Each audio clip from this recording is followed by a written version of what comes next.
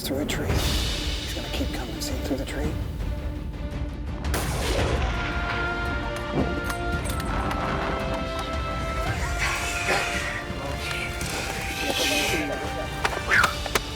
Thank you, Francisco, thank you. Thank you.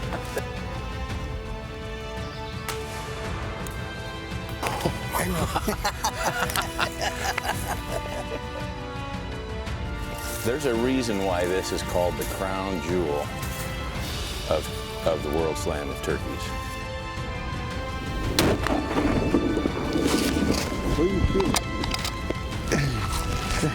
Time to smile now. Oh, man.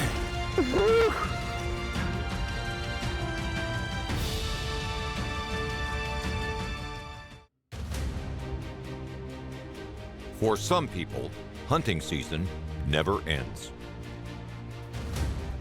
Staying in the forefront of global conservation leaves business and safety at stake. These three men risk it all for the hunts of a lifetime.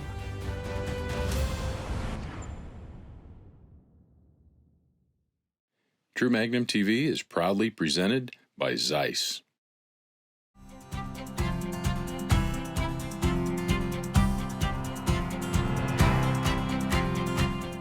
Watch yourself. Yeah. And then we'll run out 3 bales this morning. Yeah. Okay? Yep. 586 is the mean one. I don't like her either. You want my Leatherman? Or you got? No, I got my box cutter.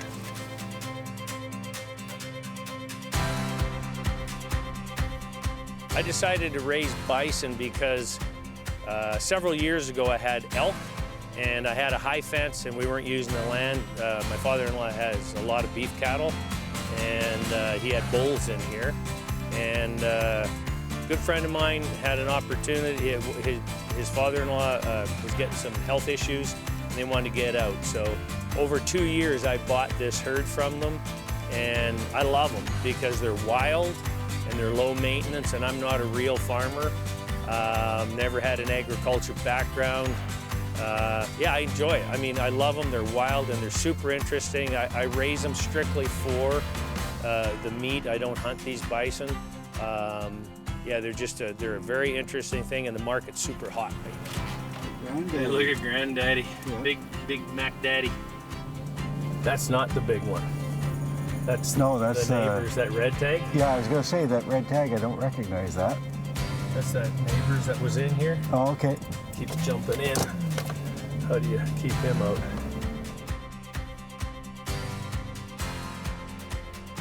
Some of these old cows are angry, is the best way. Very miserable. They're like that old teacher from elementary school, you know?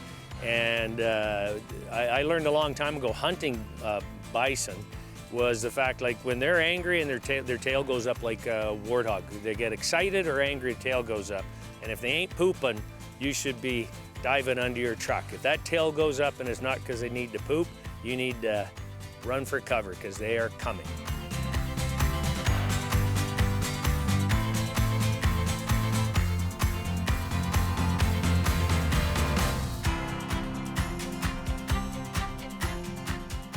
We've had a lot of exciting moments when we've been out hunting, but nothing tops the situations you can find yourself with these big brown creatures around here.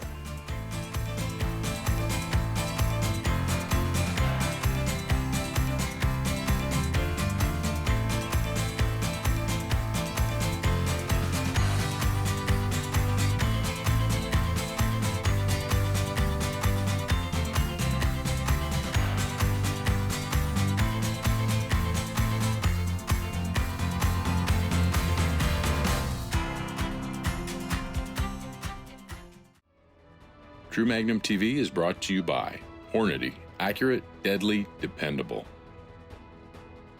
SnapSafe, security everywhere you want it. Prairie King Ranch. And by True Magnum, the world's best hunting.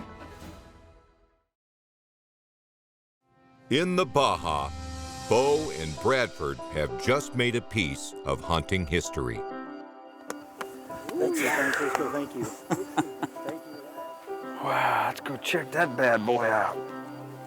He shouldn't have taken a nap and lost his buddies. That was a bad move on his part. The success of this creme Nevada sheep hunt will pave the way for more conservation dollars to flow into the area, improve habitat, and increase the population. Without the success and without the hunter, the next hunter might not come, potentially leaving the subspecies to decline unnoticed. White on the face. Hair's all gone. Same color.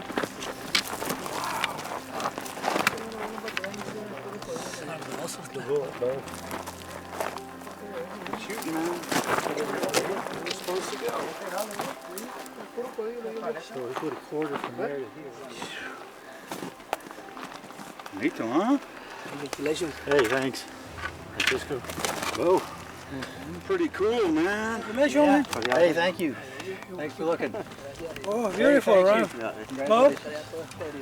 Congratulations. Birthday, huh? When's birthday? Mira for amigos, huh? Sí. Mira. Mira for hembras. So he's burned like what, an inch maybe? First creme Nevada since '77, I believe, in the book. One went in later, but I think it was just entered late, but actually hunted. So we'll see. It's a whole big process now. This is the first step, or the second step. Bigger bodied, bigger across the chest than the other ones. Little different, big old beans on them. Be chasing them around some more, eating more machaca. Yeah. Beautiful ram, huh? Old. I'll look at them hard later over a little tequila. Don't go over 10, is that right? No, if you get them down here a little better. Stuff in check. That's pretty interesting. Beautiful, huh? Like them. Oh, that's good. That was good to wait, and he came back, and everything was perfect. I'd say it was a perfect hunt, but I was getting a little nervous. It's good. It's how it should be, man. Sweat globules off your forehead. Yeah. This morning, had a little down in one of them canyons. Now I didn't booger up, so.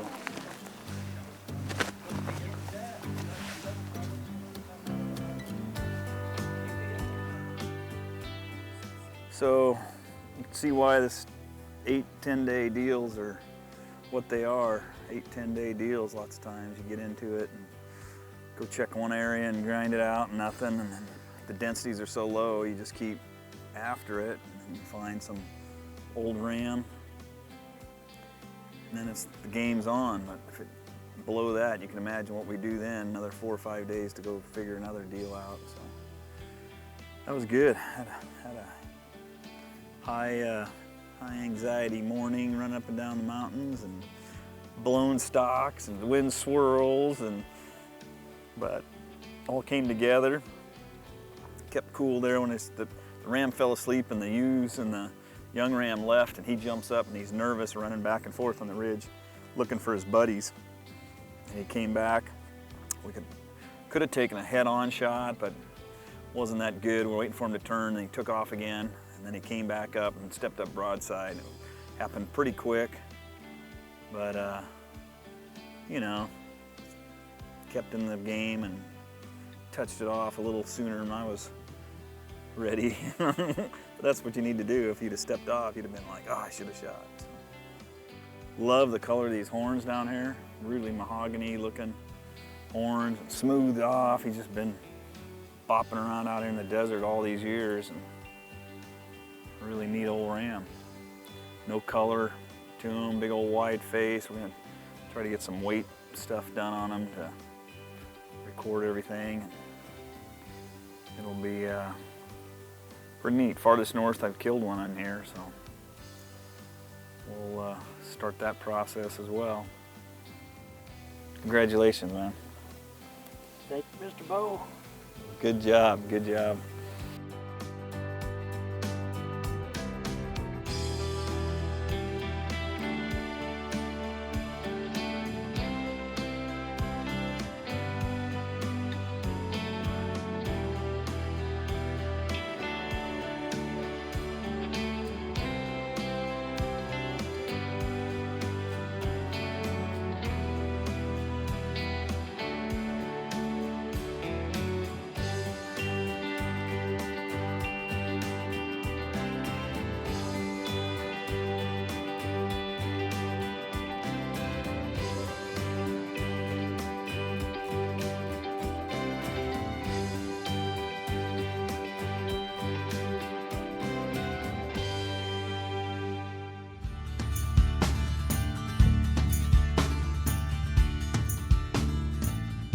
In Saskatchewan, Rob Dunham uses some downtime between hunts to catch up on his bison ranching.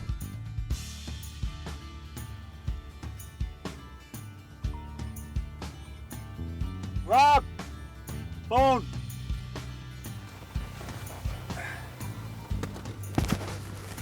Hello.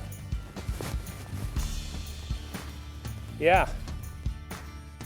Yeah, no, that's really good news. Maybe what I'll do is I'll work my way over there this afternoon. I was gonna go feed at High Caliber anyway.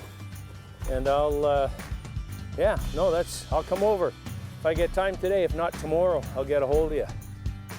Gracias, thanks, good news. Okay, bye. Well, Larry, you won't believe that phone call. What's that? That was Thunderjaw. What do they want now? They're gonna give me my lease back. No way. Seriously. Really? Yeah, they had an election. Yeah. And the lease is available. It's been sitting since we left. Yeah. If I can pull that off, we can jack up our hunters again. We can take more hunters. We've got more grass, but we got to go see what kind of shape it's in. Yeah. It's been left alone. Is it 4? 4 or 5? 5 years, I think. Maybe even 5 years since we've been there. Yeah.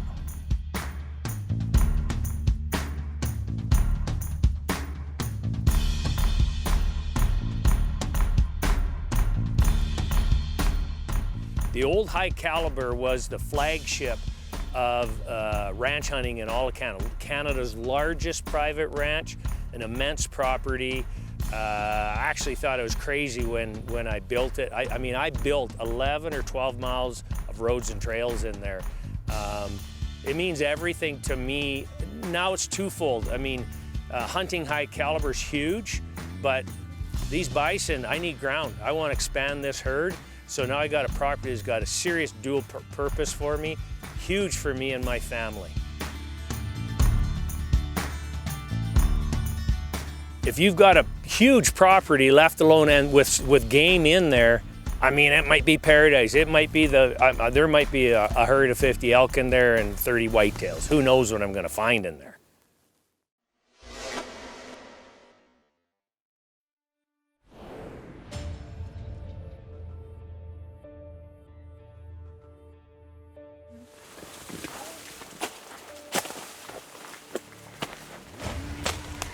Not every day you can go jump out of the truck while you're turkey hunting and then climb an ancient Mayan tomb that's not even been excavated yet.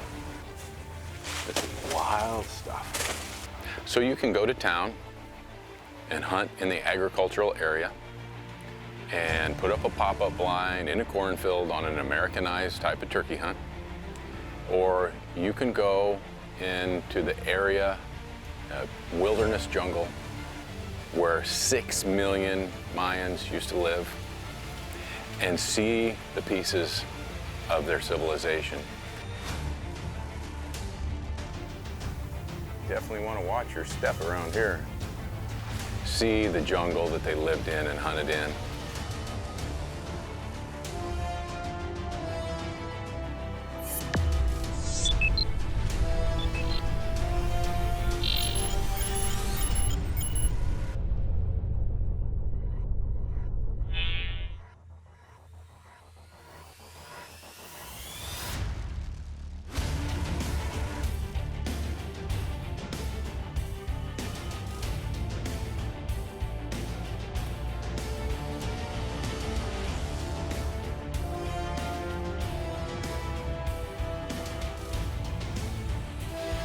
Bathe every day in the creek with crocodiles. See tapir, animals you can't even hope to ever see in the wild in any other location.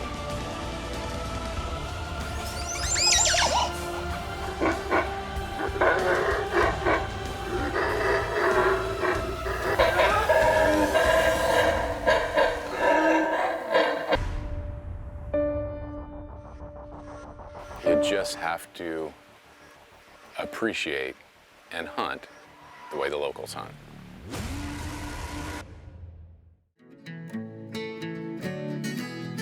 After receiving a call about a hunting lease, Rob Dunham and Larry Mills are eager to scout out his old hunting area on the Cree Reservation.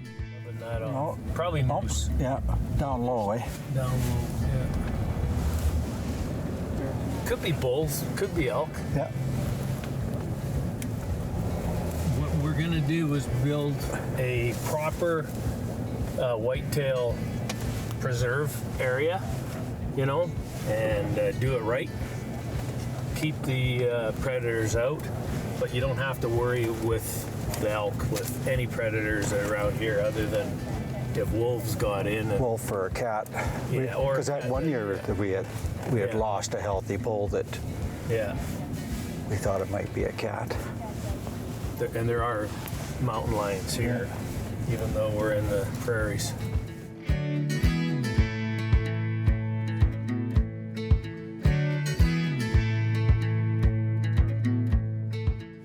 Maybe 600 to 700 hunters, honestly, have been down in here. And this was the old teepee spot. Yeah. We used to run like 60 to 80 guys a year for 13 years. I'm not a math guy, but that's a lot. Look at this. Let's go take a look.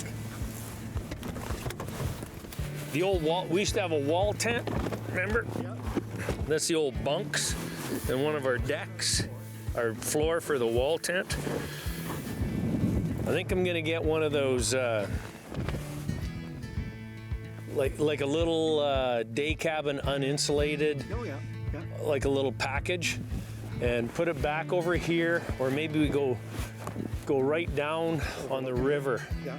If we'll go up this way, go towards the east end and see if there's a landing that we could put a nice day cabin. Building hunting areas requires the right combination of creative thinking, business decision-making, and game management in order to create success for the hunter, the landowner, and the game. It's almost too much. It's as good as a hunt as you're ever gonna find anywhere in North America. And that's what I wanted to create. That's what I wanted. That was my dream. If I was gonna get in this industry, I wanted that. I wanted the biggest and the best place. And I had it, I lost it, now it's back. It looks good though. Yeah. We'll have to check. It always washes out down there just to see what situation is there. There's where Joe got his big elk, right in there. There. Holy smokes, there, look at this.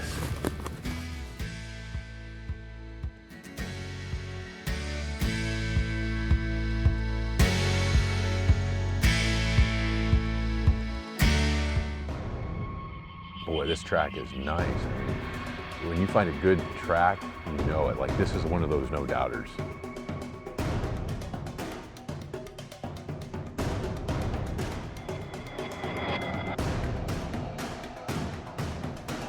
You know what, I don't know. I didn't know what I expected, but this is unbelievable.